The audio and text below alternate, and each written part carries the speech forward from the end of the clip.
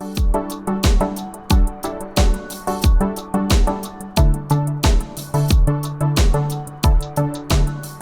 and welcome to On the Move, a show about what's going on in Hampton Roads featuring community leaders who are moving the region forward.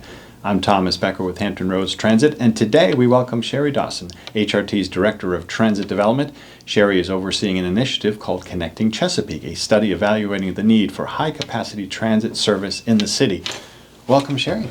Thank you, Thomas.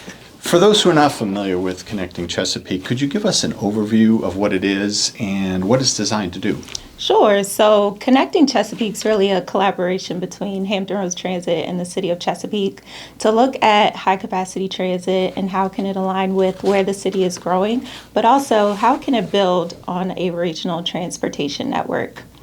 So we really broke it down to three major milestones: defining the purpose and need for high capacity transit, identifying and evaluating just a universe of alternatives, what's the art of the possible out there, and then coming up with recommendations that are the most cost effective and take those to city council and see what their thoughts are.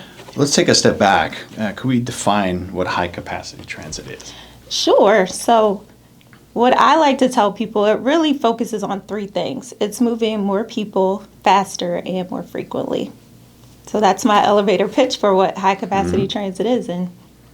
But it's mode agnostic at this point. Right now we are mode agnostic, but there are three modes that we are looking at. We haven't identified what the alternatives, which of those modes are best for those alternatives. But one example in Virginia is in Richmond, right? So there is a bus rapid transit system, or BRT, that you've traveled and I've seen develop too over the years in the Richmond area. Tell us what you saw there that might work in the Hampton Roads, or specifically here in Chesapeake. Yeah, so what was really interesting is that it operates in its own dedicated lane. So that really helps when we're talking about making sure that it stays on schedule. People can rely on it. Like a train on wheels, yes, right? Basically that's what it is. But what was really cool was at the platform, they have off-board fare payment similar to what we do here on the Tide. And they have real-time bus arrival information, so you know exactly when your bus will be there. And the greatest thing is that it has a level platform with the BRT vehicle. So if you're rolling your bike on there, or if you are someone that uses a wheelchair, it'll be very easy for you to board. You're not climbing upstairs. Exactly. That makes a lot of sense. So HRT serves 6 cities, right, including Chesapeake. So why was Chesapeake selected for this? So we actually looked at high capacity transit to connect Chesapeake 25 years ago, and then again a few years later. But at that time, the conclusion of those studies was that Chesapeake needs to grow. But here we are in 2024, and I think you and I can both see that Chesapeake has indeed grown. And the city actually went after funding to study high capacity transit. So now Hampton Roads Transit has a willing partner to explore this new mode. And right now the city is also working on many master planning efforts, and it's very rare for a transit study and land use and mobility planning within a city to be walking in lockstep. So we're pretty much in a really good situation. So as the city is developing their plans, we can ensure that what we're also planning is incorporated in those. That makes sense. What people may not know is Chesapeake's large. It's a large space, and the southern half is very rural and versus more suburban than the northern half. So there's a lot going on there. So outreach for this effort began last fall. When we educated the public about high-capacity transit back in the spring, we shared 16 alignment alternatives, and now we've narrowed it down to 4. So what does that process look like to narrow that down to 4? Oh, it was a pretty long process, actually. So we developed the purpose and need, which I mentioned earlier, and that set up the foundation for the study. So we had identified 3 needs for the study, and they centered around ensuring that there were strong connections, quality of life was incorporated there, but also a regional component.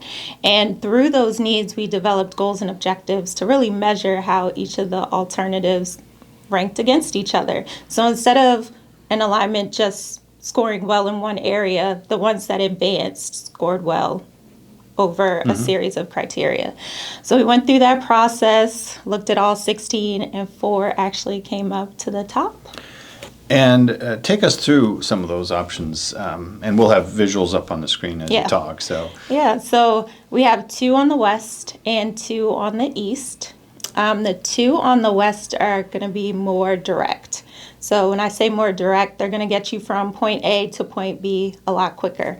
One starts at Summit Point and one starts at Chesapeake Regional, but they both terminate at downtown Norfolk.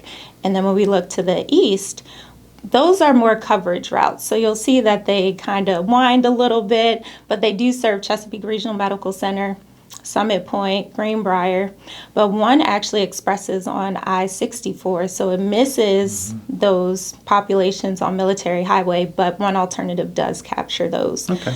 But all of them ultimately terminate in downtown Norfolk, but one thing I do want to mention is that these aren't set in stone. Once we do more analysis, we'll have that routing more defined. So over the course of many months now, you've been doing a lot of pop-up events and speaking engagements, and you've been meeting with people.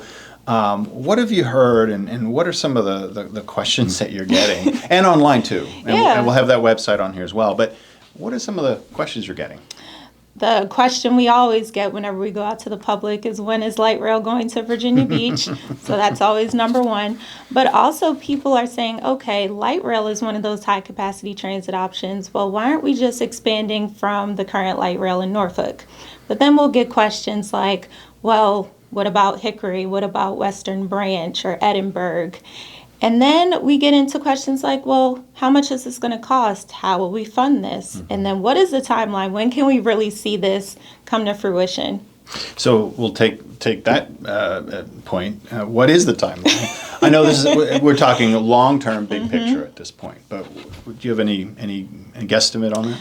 Yeah, so we have one more round of public meetings this winter, and then we'll go to City Council. And if City Council is totally on board and everything just goes in our favor, this could be 10 years from now. But there are many steps within that 10 years. We have to do an environmental review, have to work with our partners at the Federal Transit Administration to work through funding and construction and things like that. So pretty lengthy process. And it's important that you're linked in with the city's own growth plans, because 10 years could be a big difference too. Right. Yeah. Yep. So the city is actually working on their comprehensive plan and the Greenbrier area plan, which is an area that a lot of our alternatives do connect to. So that plan is 20, 25 years out. So we're pretty much, if we define where our alignments will go, the city can develop around those. I'm glad that transit's part of the equation in this planning process, so that's great. How can people learn more about this project? Of course, they can reach out to me directly, connectingchesapeake@hrtransit.org. That email does go directly to me. It's not a bot. And all things Connecting Chesapeake, you can feel free to go to our project website at www.connectingchesapeake.com. And then we do post periodic project updates on HRT's social media platforms. That's right, and we'll see you out in the community again in the winter. Very soon. Thank you for joining us, Sherry. Yeah, thank you. And thank you all for joining us for this episode of On the Move. Be sure to subscribe to our YouTube channel so you won't miss out. See you again soon.